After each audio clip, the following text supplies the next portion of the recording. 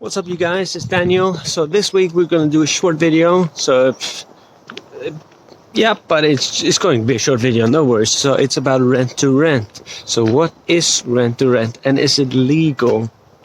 Many people ask the question and talk about it. And well, basically, in the short term, a rent to rent is when you rent a property from a landlord. Maybe if we say a 4-bedroom house, if you rent a 4-bedroom house from a landlord for £900 a month, then you can rent the same property out room by room. So you rent each room out. So you get four people in this house. Then you get 1,600 off by renting that house, and you keep the profit, but you will have to manage it as well.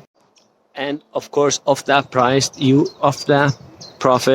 will have to pay costs and stuff like that. So remember that what you're doing actually is a business agreement. Again, like I said, so use the right contracts. It's important that you use the right contracts. So it's a kind of corporate let, similar to management agreement. It's safe to use a management agreement. You can do your own. Talk to your solicitor. Make sure that you work something out, and talk to the landlord. Make sure that you work something out that works for you and for him. Again, so you can do it up to you. It's up to you how you make it. But I would recommend like a 1-year break clause, just to be safe if you can't rent it out, or if something goes bad, like illness comes out or something happens. So it's always good to have a 1-year break clause if you can. I have my notes here, so I know what to say. I get to drift. Yeah, I drift to the side sometimes, but yeah. So, and a lot of people think that it's subletting. I think I said this before. Yeah, when we're out walking. So a lot of people think that it's subletting. Subletting is illegal. If I rent something and put me on as AST and then rent it out to other people, that is not illegal. That's not legal. But yeah, again, it's different. So it varies from. So what you do, so remember to talk to the landlord.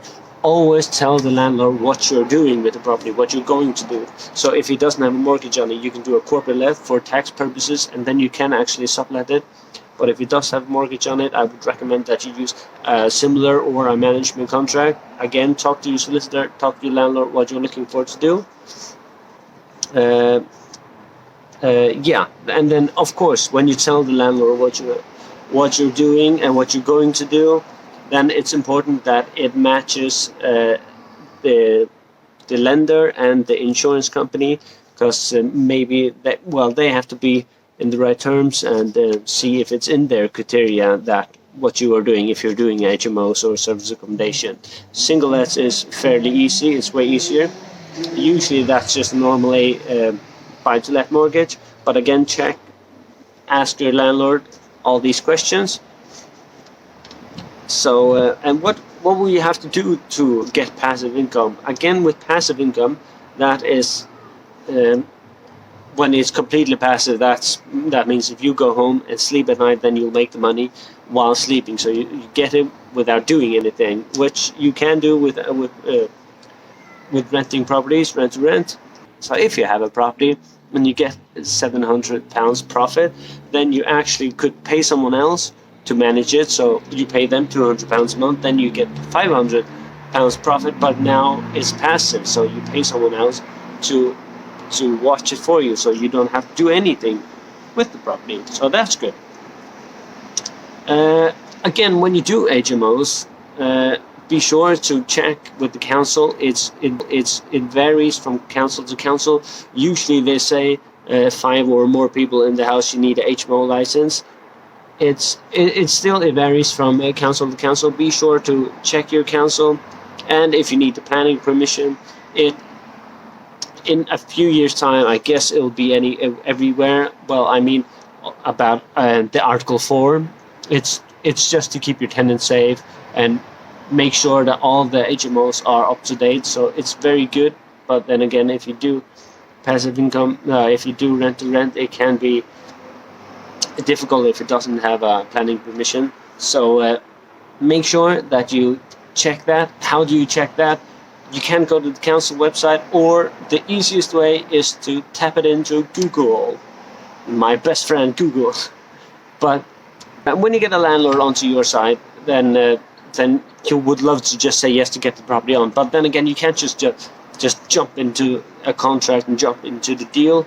You make sure that you can rent it out, because you want to give the landlord a guaranteed rent, which is good for the landlord, so he doesn't get any voids. But how about yourself? You have to protect yourself as well. So how do you get no voids? That's important as well. So what I mean about this is that it's important for you that you do your due diligence when you rent out. Even before you rent out a property, always do your due diligence. Make sure that you can rent it out easily without any problems. You can check that out if you go to spare room. You can check if there's loads of people looking for us. You can call them, go to companies, ask if they're looking for accommodation. So it's always make sure that you have done your due diligence, so you are secure on your side, so it's easy for you to get people in the house, so you don't have any void. You don't want any voids yourself. And always when you go to a landlord, it can be hard. Personally, I get a bit nervous, but be confident. Just do a little pep talk on yourself. Be confident. Make sure you're confident. When you talk to them, the more confident you are, the more likely you are to get a deal. Of course, when you talk to landlords, even if you think about it this way, if you had a property, you owned the property, and some guy came up just insanely nervous, sweating, and like, oh my god, I want to rent your house. So would you rent it out to that guy? Or if a guy came all cool and quiet, all cool and in control, asked you about all these questions, the right questions and everything, who would you rent to? So, and of course, before you rent it out, make sure that you have the knowledge. So I would recommend to do some kind of property training, have somebody who has done it before, do exactly the same at what they have done. That's the safest way. So, but yeah, that's it, guys. Any questions, leave it in the comment below. I would love to answer anything that I can. If I said something wrong, please correct me. Tell me how I can do it better in my next video. Thanks for watching. See you next week. Daniel out.